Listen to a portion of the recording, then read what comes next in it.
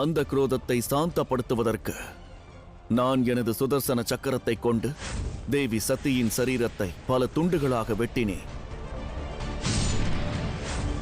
அதே குரோதத்தின் அக்னியில்தான் என்று தேவி பிராமரி எரிந்து கொண்டிருக்கிறார்கள்.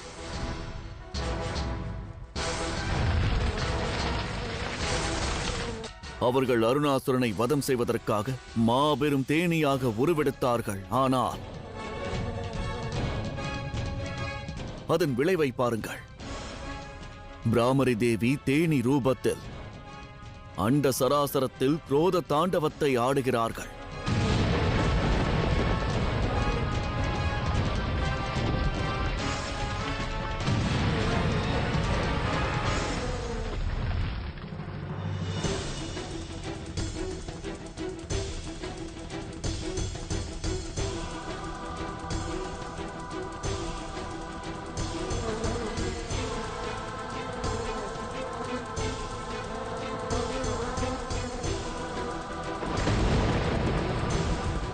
அதி அற்புதம்!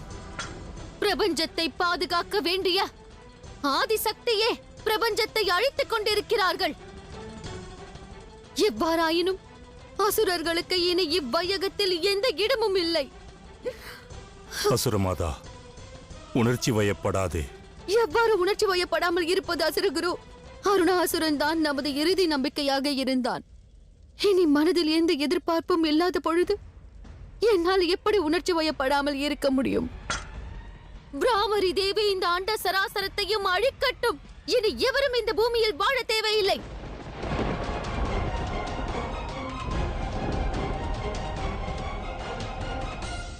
இனி என்ன நடக்கும் நாராயணா? அன்னை சதிக்கு பிறகு மகாதேவர் மாபெரும் பிரளயத்தை உருவாக்கினார். பிரபஞ்சத்தை அழிக்க தீர்மானித்தார். அந்நிலையை மீண்டும் இவ்வையகம் எதிர்கொள்ளுமா? பிராமரி தேவியை தடுத்து நிறுத்தாவிட்டால் நிலைமை மிகவும் மோசமாக மாறிவிடும். சிவனின் குரோதத்திற்கு சதியின் காதல் காரணம். ஆனால் இங்கு ஆதிசக்தியின் கோபம் அவமானத்தின் வெளிப்பாடு. இந்த பிரளயத்திற்கு காரணம் பிரபஞ்சத்தை உருவாக்கிய ஆதிசக்தி.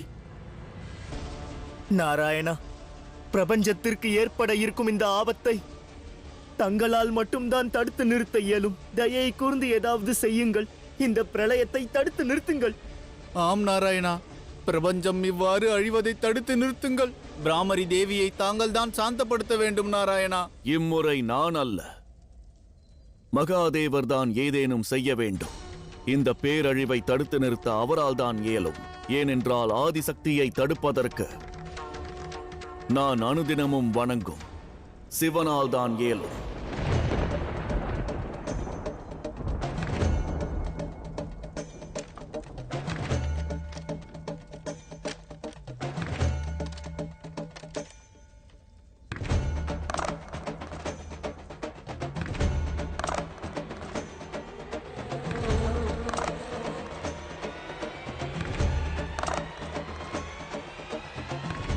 தந்தையே, ஏதேனும் செய்யுங்கள். நாராயணரும் கவலையில் இருக்கிறார்.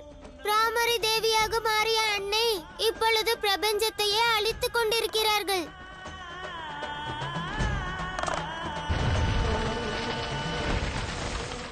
அருணாசுரன் எத்தனை பெண்களை அவமதித்தானோ, எத்தனை பெண்களின் வாழ்க்கையை குலைத்தானோ, அவர்கள் அனைவரின் மீது ஆணையாக கூறுகிறேன், பிரபஞ்சத்தை அழித்து விடுங்கள். இனி பிரபஞ்சத்தில் எவரும் வாழக்கூடாது. இனி அசுர குலத்தில் உங்கள் சாபம் காரணமாக எவரும் ஜனனிக்க மாட்டார்கள் என்றால் அசுரர்களாக நாங்கள் இருந்து என்ன பலன்? இவ்வையகத்தை இன்றோடு அழித்து விடுங்கள்.